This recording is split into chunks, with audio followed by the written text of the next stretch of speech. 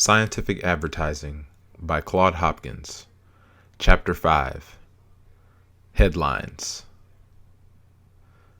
The difference between advertising and personal salesmanship lies largely in personal contact. The salesman is there to demand attention. He cannot be ignored.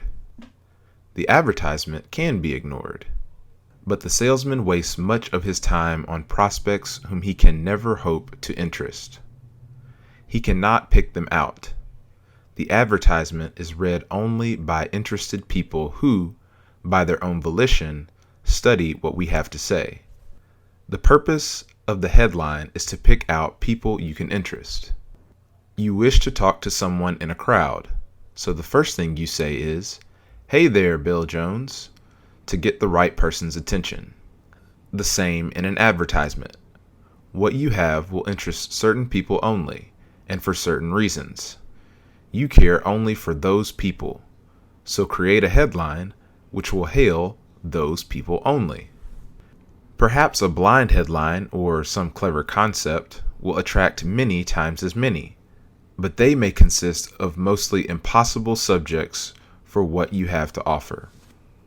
And the people you are after may never realize that the ad refers to something they may want. Headlines on ads are like headlines on news items. Nobody reads a whole newspaper. One is interested in financial news, one in political, one in society, one in cookery, one in sports, etc. There are whole pages in any newspaper which we may never scan at all. Yet other people might turn directly to those pages. We pick out what we wish to read by headlines, and we don't want those headlines misleading. The writing of headlines is one of the greatest journalistic arts. They neither conceal or reveal an interest. Suppose a newspaper article stated that a certain woman was the most beautiful in the city. That article would be of intense interest to that woman and her friends. But neither she nor her friends would ever read it if the headline was Egyptian Psychology. So in advertising, it is commonly said that people do not read advertisements. That is silly, of course. We who spend millions in advertising and watch the returns marvel at the readers we get. Again and again, we see 20% of all the readers of a newspaper cut out a certain coupon. But people do not read ads for amusement. They don't read ads which, at a glance, seem to offer nothing interesting. A double-page ad on women's dresses will not gain a glance from a man, nor will a shaving cream ad from a woman. Always bear these facts in mind. People are hurried. The average person worth cultivating has too much to read. They skip 3/4 of the reading matter which they pay to get. They are not going to read your business talk unless you make it worth their while and let the headline show it. People will not be bored in print. They may listen politely at a dinner table to boasts and personalities, life history, etc., but in print they choose their own companions, their own subjects. They want to be amused or benefited. They want economy, beauty, labor, saving, good things to eat and wear. There may be products which interest them more than anything else in the magazine, but they will never know it unless the headline or picture tells them. The writer of this chapter spends far more time on headlines than on writing. He often spends hours on a single headline.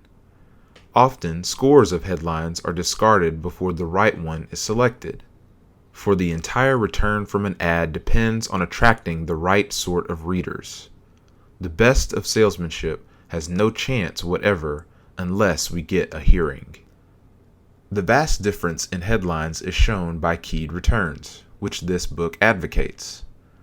The identical ad run with various headlines differs tremendously in its returns. It is not uncommon for a change in headlines to multiply returns by 5 or 10 times over. So we compare headlines until we know what sort of appeal pays best. That differs in every line, of course. The writer has before him keyed returns on nearly 2,000 headlines used on a single product. The story in these ads are nearly identical, but the returns vary enormously due to the headlines. So with every keyed return in our record appears the headline that we used. Thus we learn what type of headline has the most widespread appeal. The product has many uses. It fosters beauty. It prevents disease. It aids daintiness and cleanliness. We learn to exactness which quality most of our readers seek. That does not mean we neglect the others. One sort of appeal may bring half the returns of another, yet be important enough to be profitable. We overlook no field that pays, but we know what proportion of our ads should, in the headline, attract any certain class. For this same reason, we employ a vast variety of ads. If we are using 20 magazines, we may use 20 separate ads. This is because circulations overlap, and because a considerable percentage of people are attracted by each of several forms of approach. We wish to reach them all.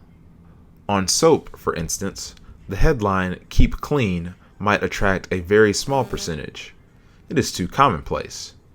So might the headline "No Animal Fat." People may not care much about that. The headline "It Floats" might prove interesting, but a headline referring to beauty or complexion might attract many times as many. An automobile ad might refer in the headline to a good universal joint. It might fall flat because so few buyers think of universal joints. The same ad with the headline "The Sportiest of Sport Bodies" might outpull the other 50 to 1. This is enough to suggest the importance of headlines. Anyone who keys ads will be amazed at the difference. The appeals we like best will rarely prove best, because we do not know enough people to average up their desires. So we learn on each line by experiment. But back of all lies fixed principles. You are presenting an ad to millions. Among them is a percentage, small or large, whom you hope to interest. Go after that percentage and try to strike the chord that responds. If you are advertising corsets, men and children don't interest you. If you are advertising cigars, you have no use for non-smokers. Razors won't attract women. Rouge will not interest men. Don't think that those millions will read your ads to find out if your product interests. They will decide by a glance, by your headline or your pictures. Address the people you seek, and them only.